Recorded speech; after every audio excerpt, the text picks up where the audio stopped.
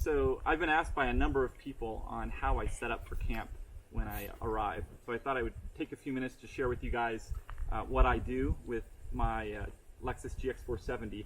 I've really dialed it in, at least I feel I have, to minimize the amount of time it takes to set up so that I can start enjoying myself. The first portion of this is going to be around, I guess, a truck tour of the camp setup. And then the second segment I'll have is going to be more technical around some of the features like the springs and the rock sliders and so on. So with arriving at a campsite, the first thing you want to do is make sure your vehicle's level. So I do that, but you can see in this place, we're camped in literally the middle of, on the top of a mountain, and it's pretty steep. But with enough creativity to show you, you can still level yourself out. So over here, I got 3 of my wheels level, and then you can see this other one I ended up using, what I had around here. So now that I'm level, I start opening up. Normally I have my son, who's filming right now, help with this, and if he does, I probably can set up camp in, I think it's in total about 8 minutes. So it's about 4 minutes for the tent and another maybe 2 or 3 minutes for the awning, and then a few miscellaneous items. So it might take a little more time this time, but overall, it's still really a quick process. So actually, I gotta go around this way. So we're gonna start with the tent. So this is a rooftop tent by Tepui, and it's really a neat setup. Oh, other side. That was my son saying I need to start on this side. Thanks, Lucas.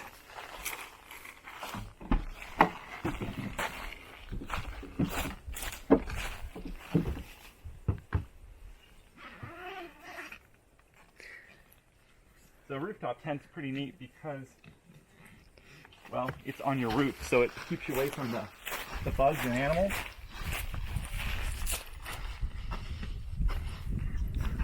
And last night when we were here, we heard coyotes in the distance. The night before, we were camping, and we have a friend here that's camping with us on the ground, and there were wolf spiders, crickets, lots of creatures. So he's brave, he doesn't care, but this makes it so you don't even have to worry about it.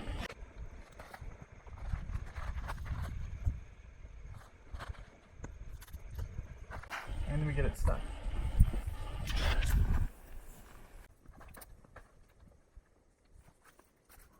There we go.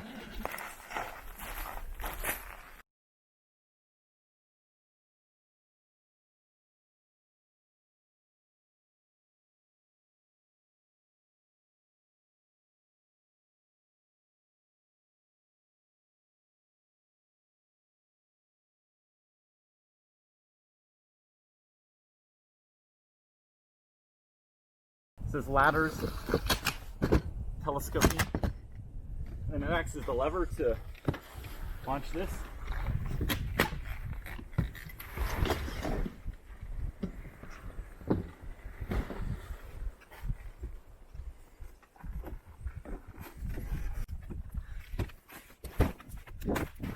And then you use the ladder to level yourself out.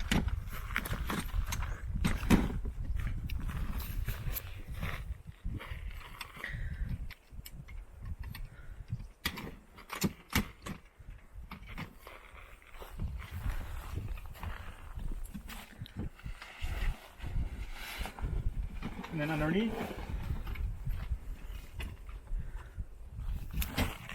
there's a scaffolding that helps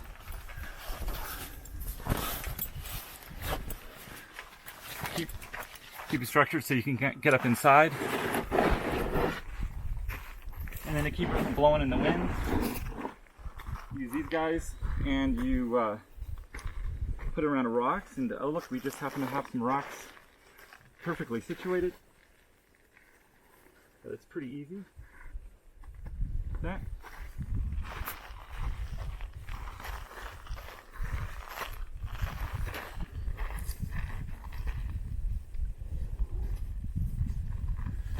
Okay. And then if you want some airflow, you can actually unzip the inside of this, but you can also put up the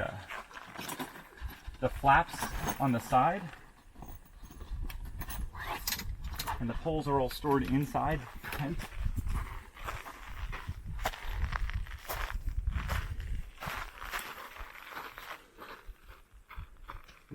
So this keeps with airflow, but also if it rains, it keeps the water off you,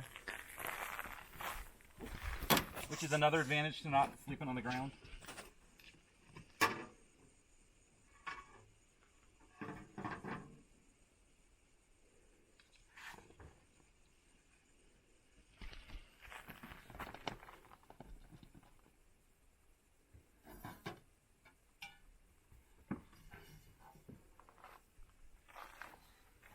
So there's little holes in the side of this that capture it, so you get a nice awning. And speaking about the awning, now that the tent's up, and you could unzip the top if you wanted, it's time to put up the 23-0. So this is a 270-degree awning. It's so easy to open up.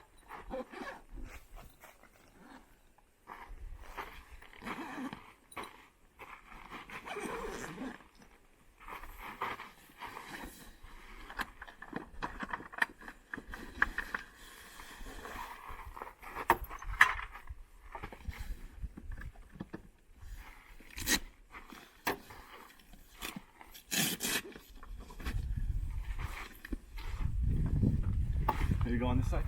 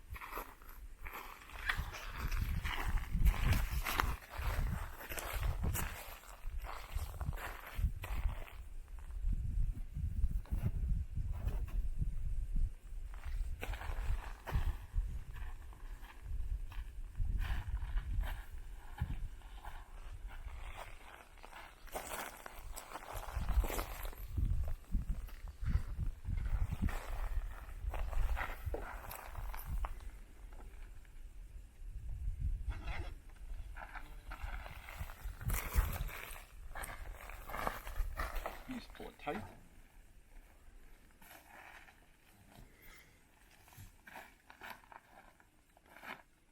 Not too tight though. As we found out. All right.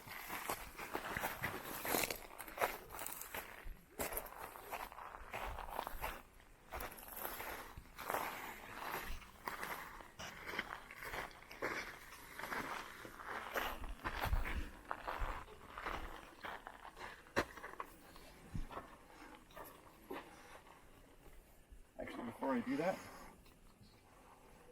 I'm just gonna roll this up.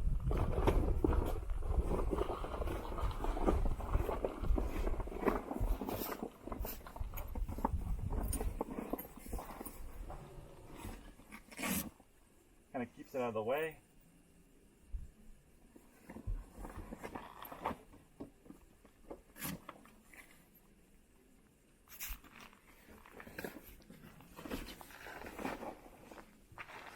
Okay.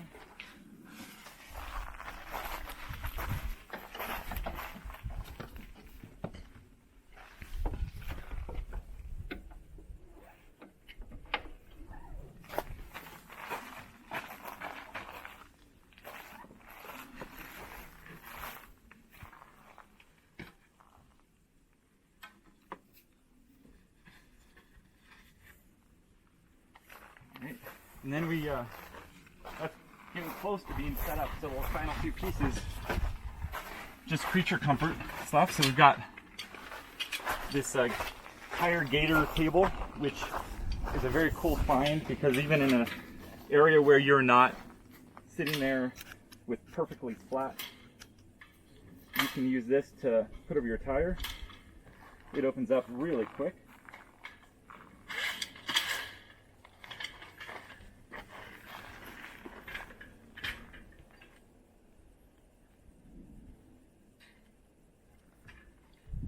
So you can see you can just adjust it depending on how you're situated.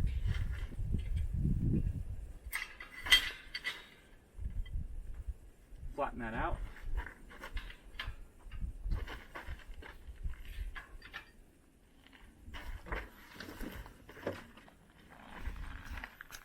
And then one thing.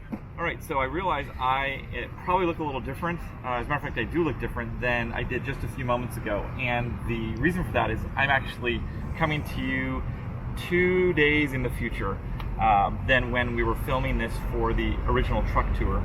My son and I are driving back home, and I realized that I don't think I explained this portion of the truck well enough, so I wanted to redo it again and explain a few more things.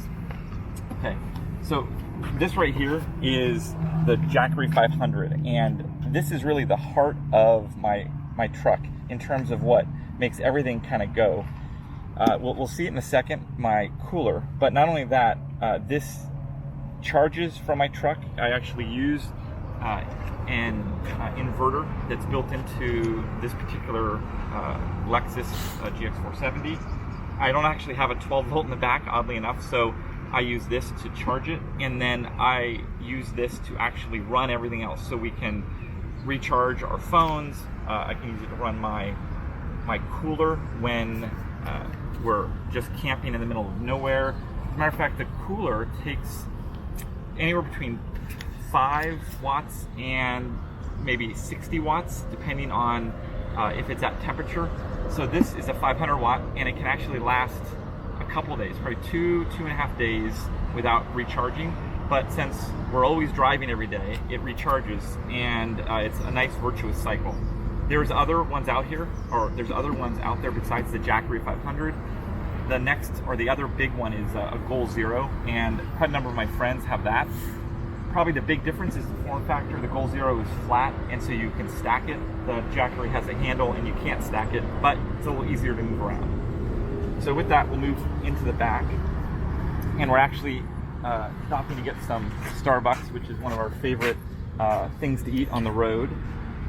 So here we have the setup, and I wanted to talk about, so I have ARB drawers, and in here I store all of my necessities for, day to day. So I've got towels, I have my lanterns, or my lantern I use, I have my propane for the stove you're going to see in a moment, and then just different items here. One of the most useful that I wanted to mention is this zipper lube, and you might have seen me struggling a couple times as I was unzipping things in this tour, and I should have just stopped at the moment and got this out and actually used it on the zipper, but I was in the moment trying to make it look perfect if I could, and in reality it doesn't work great when there's a ton of dust. And this particular trip we did had a lot of dirt and dust around, and it gets into all the zippers, but this zipper lube works great. So I guess I would say sponsored by Zipper Lube. This is my cooler, and love it, love it, love it. This really changes everything with camping, because you don't have to have ice. And this particular one is a Dometic cooler. It's a 75 quart, and it's a dual zone. So the back and the front can actually be different if you want. So the back can be a freezer and the front a cooler, or all of it a cooler. I actually have it as a cooler. You can see, just take a look to see the size of this thing. There we go. And the front, I use it for food. Yep. Anyways, so with that, and you can get them much smaller. You can actually even get them bigger, and I think in a 95 quart. This fits great. Another advantage of the ARB is this is actually a drawer that you can pull out and get into the cooler in a little bit easier way. So anyways, we'll move on to the stove. And set up for cooking. This is my Coleman stove. It's actually at 25 years old. I've had it for forever, but it works great, right? And then propane bottle, I stick it over there. And then after that, it's time to just enjoy yourself. That's pretty much it. I'll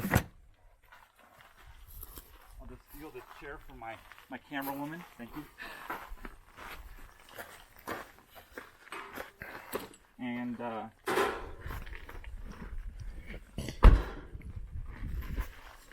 that's it. It's time to enjoy yourself. It's pretty quick. This is a Lexus GX470. It has 4.7 liter V8 in it, and it's basically a Toyota Prado. In other parts of the world, it's actually bigger than a Toyota 4Runner, smaller than a Toyota Land Cruiser. It has a better engine than a Toyota 4Runner. It's really a perfect middle ground. It's got an independent front suspension and solid axle rear suspension.